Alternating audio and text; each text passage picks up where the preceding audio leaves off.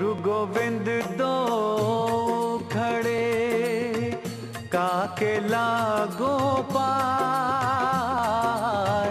गुरु गोविंद दो खड़े, काके लागो पाए। बलिहारी गुरु आपने, गोविंद दियो बताए। कबीरा गोविंद दियो बताए।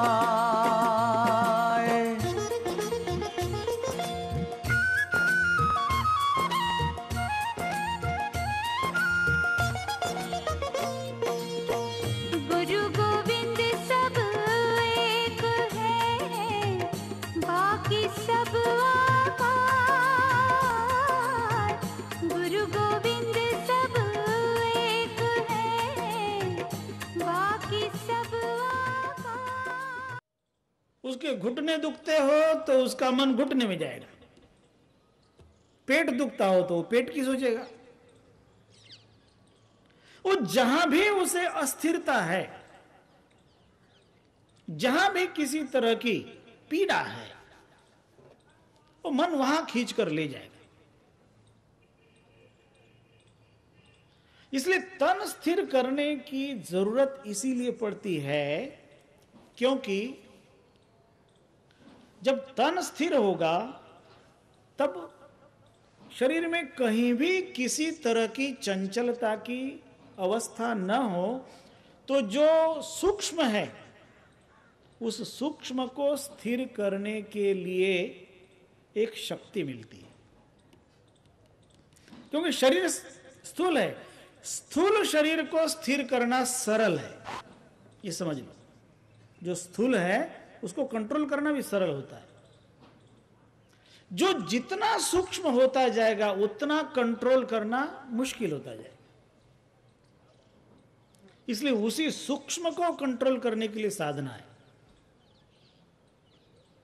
और यह ब्रह्म निरूपण ग्रंथ तो पूर्ण साधना का ग्रंथ है, यह कोई कथा नहीं है। इसे समझना है, इसे जानना है तो उस साधना के साथ चलना पड़ेगा। और इसीलिए यहां श्रोता नहीं, यहां सभी साधक हैं। श्रोता सुन रहे हैं इसलिए, लेकिन चूंकि इस साधना को अनुभव करना है इसलिए वे सभी साधक हैं। और इस साधना में सबसे पहला कार्य वह है तन की स्थिरता। और तन की स्थिरता प्राप्त करने के लिए व्यक्ति को किस तरह से बैठना चाहिए, किस तरह का हलन चलन करना चाहिए, इसे भी समझना जरूरी होता है। और यहां पर आता है एक आसन, जिसे योग में आसन कहा। वह आसन इसलिए उपयोगी है क्योंकि वो शरीर की स्थिरता साध्य करने के लिए सहायक बनता है। जिस आसन में आप बैठें उस आसन में आपको बैठते हुए कोई तकलीफ महसूस ना हो, तब तो आप कुछ समय तक बैठ सकते हो, साधना कर सकते हो। लेकिन आप बार बार घुटना हेर फेर कर रहे हो, कभी पैर को लंबा कर रहे हो, पैर को खींच रहे हो, कभी क्यों? घुटना दुख रहा है, क्या करोगे? तो साधना नहीं होगी। इसलिए वहां पर साधना पड़ेगा, दृढ़ीभूता, दृढ़ होना पड़ेगा। और दृढ़ होने के लिए जो समझाया गया है कि किस तरह से बैठना है, किस तरह से अपने शरीर को स्थिर करना है। अब मान लो कि यदि ऐसा हम कहें तो इसका मतलब क्या कि जो आदमी बीमार है वो बीमार आदमी साधना कर ही नहीं सकता, ऐसा अर्थ है क्या?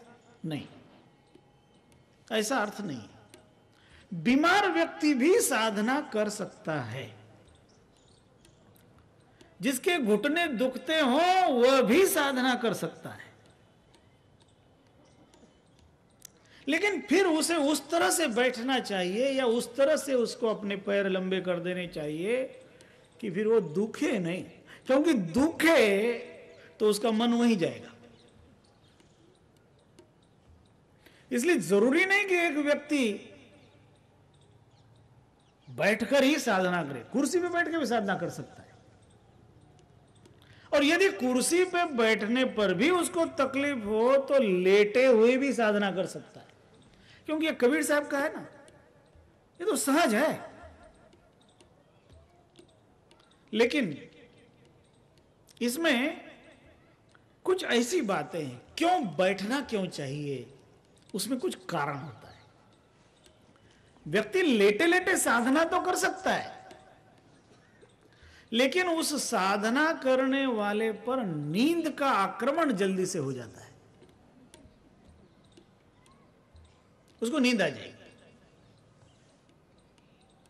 और जब नींद आएगी तो वो सो गया, फिर जब सो गया तब साधना कहां की। वो सोना भी अच्छा है, यदि वो साधना करते हुए सो रहा है तो वो अच्छा ही है, क्योंकि उस निद्रा को भी योग निद्रा कहा जाता है। योग करते करते निद्रा में प्रवेश कर गया,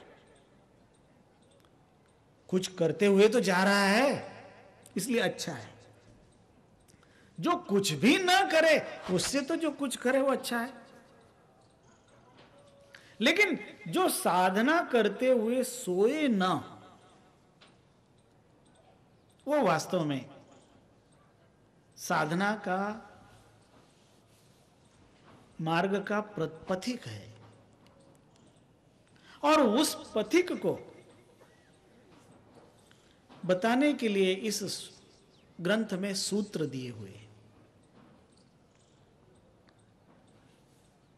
उन सूत्रों की चर्चा हम क्रमशः करते जा रहे हैं, लेकिन एक बात यह आज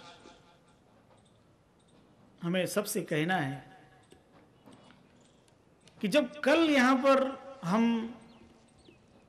इस साधना के बारे में कुछ कहेंगे, तब एक हमारा आग्रह सबसे रहेगा कि किसी भी बच्चे को लेकर ना आवे, क्योंकि आप बच्चे को कंट्रोल नहीं कर सकते। तो बच्चा कुछ न कुछ कब करेगा, और ये मन का फिर आपका स्वभाव है कि जिधर कोई आवाज हुई उधर मन गया। कबीर साहब ने जो बातें कही है ना, उसमें से 3 बात याद रखने की।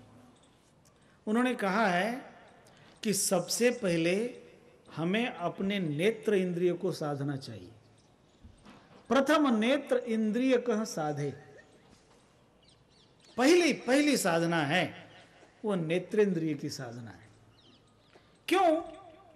क्योंकि नयनन आगे मन बसे, पलक पलक करे दौर। ये मन का स्वभाव है, जहां नजर गई कि वहां मन गया। आप अनुभव करके देखो, जहां भी आपकी नजर गई मन वहां पहुंच गया, क्योंकि यह मन नजर को ही फॉलो करता है। इसलिए यदि नियंत्रण पहले करना है तो वह नियंत्रण है सबसे पहला दृष्टि का। गांधी जी के 3 बंदर सबने देखे हैं, उसमें एक बंदर है जो आंख बंद किए हुए है, एक बंदर है जो कान बंद किया है, और तीसरे बंदर ने मुंह बंद किया है। ये तीनों के तीनों जरूरी है।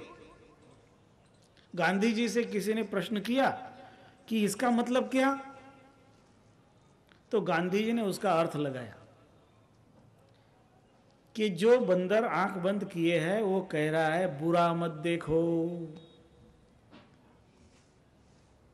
जो कान बंद किया है वो कह रहा है बुरा मत सुनो, और जो मुंह बंद किया है वो कह रहा है बुरा मत बोलो। लेकिन ये एक पक्षी अर्थ है, ये अर्थ वास्तविक अर्थ नहीं है। इसका वास्तविक अर्थ कुछ अलग है, क्योंकि वास्तव में ये बंदर गांधी जी के बंदर नहीं है, ये तो लाओ त्से की परंपरा से आ रहा है। जहां लाओ त्से ने ताओ नाम का ग्रंथ लिखा, उस ताओइज्म में से यह परंपरा चलती आ रही। और वहां इसका अर्थ क्या है? वहां इसका अर्थ है कि दृष्टि का उपयोग तभी करो जब जरूरी हो, नहीं तो बंद रखो। दृष्टि को नियंत्रित रखो, जरूर हो तभी उसको खोलो। कान को बंद रखो, जरूर हो तो उसको खोलो। मुंह को बंद रखो, जरूर हो तभी बोलो। अब देखो, इन तीनों के अर्थ बदल जाते हैं। जब जरूरी है तब बोलना, जो जरूरी है वही सुनना, जो जरूरी है वही देखना। और व्यक्ति जब जो जरूरी है वही देखेगा तो उसका तो स्थिरता अपने आप उसके अंदर आ जाएगी। और इसलिए सबसे पहली साधना है नेत्र इंद्रिय की, जिसे कबीर साहब कहते हैं प्रथम नेत्र इंद्रिय कह साधे। यदि कोई इंद्रिय सबसे पहले साधने लायक है तो वह दृष्टि है, वह नेत्र है। इसीलिए तो ध्यान में, साधना में साधकों को कहा जाता है कि आंख बंद करो। बहुत बार तो मात्र आंख बंद नहीं, कहा जाता है कि आंख पर पट्टी बांध लो। और यह बात याद रखो, जिस इंद्रिय को जितना नियंत्रित किया जाएगा उसकी शक्ति उतनी ही बढ़ती है। महाभारत का प्रसंग आप लोगों को याद होगा, आपने सुना भी है।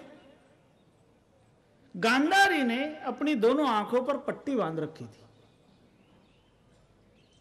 और उस आंखों के नियंत्रण के कारण गांधारी के नेत्रों में, उसकी दृष्टि में वह ताकत पैदा हुई थी कि जब उसकी दृष्टि दुर्योधन के खुले हुए अंगों पर पड़ी, वे अंग वज्र के समान हो गए। जिस भाग का आवरण था, जहां खुला नहीं था, वहां वो दृष्टि स्पर्श नहीं कर सकी, वो कमजोर रह गया। तो वो जो शक्ति थी वो एक ही बार आ सकती थी, क्योंकि दृष्टि का इतना बड़ा नियंत्रण कभी किसी को वज्र जैसा देह प्रदान करे। इसलिए दोबारा गांधारी आंख खोल के नहीं देख सकती थी। इसीलिए जब वो भाग कमजोर रह गया तब उसने कहा कि बेटा ये क्या हो गया। तब दुर्योधन ने कहा कि मैं फिर खोल देता हूं मां, तुम फिर देखो। तो मां कहती कि बेटा अब नहीं होगा। उस शक्ति का प्रयोग हो गया और वो शक्ति आई थी नियंत्रण के कारण। तो पहला नियंत्रण है दृष्टि का नियंत्रण। जो दृष्टि का नियंत्रण मन को नियंत्रित करने के लिए सबसे अधिक सहायभूत होता है।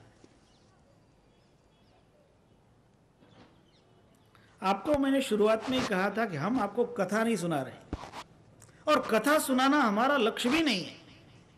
और हमने यह भी कहा था कि हम तो कुछ सिलेक्टेड लोगों को सुनाना चाह रहे हैं, और वास्तव में जो सिलेक्टेड है वही आ रहे हैं।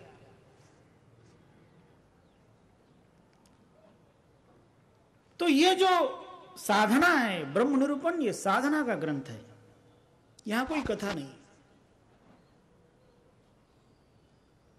तो इस साधना में स्थिरता प्राप्त करने के लिए सबसे पहले तन की स्थिरता है। तन थिर मन थिर। मन को स्थिर करने के लिए जप की जरूरत पड़ती है, नामस्मरण की जरूरत पड़ती है। और नामस्मरण का तो इतना प्रभाव है, कीर्तन का भी इतना प्रभाव व्यक्ति के मन पर पड़ता है कि व्यक्ति के मन के अंदर के जो स्पंदन हैं, उन स्पंदनों में व्याप्त विकृति को, जो कीर्तन ध्वनि है, जो नाम धुन है, उस विकृति को धो देती। तब मन को स्थिर करने के लिए हमें नाम स्मरण, नाम जप, ये सहायक बन जाता है। बहुत बार ऐसा देखा जाता है कि कहीं कहीं एक ही शब्द बारंबार गूंज रहा हो और वहां आप थोड़ी देर बैठें तो वह शब्द फिर धीरे धीरे आपके अंदर गूंजने लगता है। और इतना ही नहीं, वहां से यदि आप उठकर चले जाएं, वो शब्द आपको सुनाई न पड़ता हो तब भी अंदर थोड़ी देर वो गूंजता है। जैसे एक फूल मिट्टी पे गिरा हो, मिट्टी पर से फिर वो फूल किसी ने उठा लिया, तो फूल तो उठ गया, लेकिन वो उसकी अपनी सुगंध मिट्टी में छोड़ जाता है। इसी तरह से ये जो मंत्र धुन है, जो शब्द धुन है,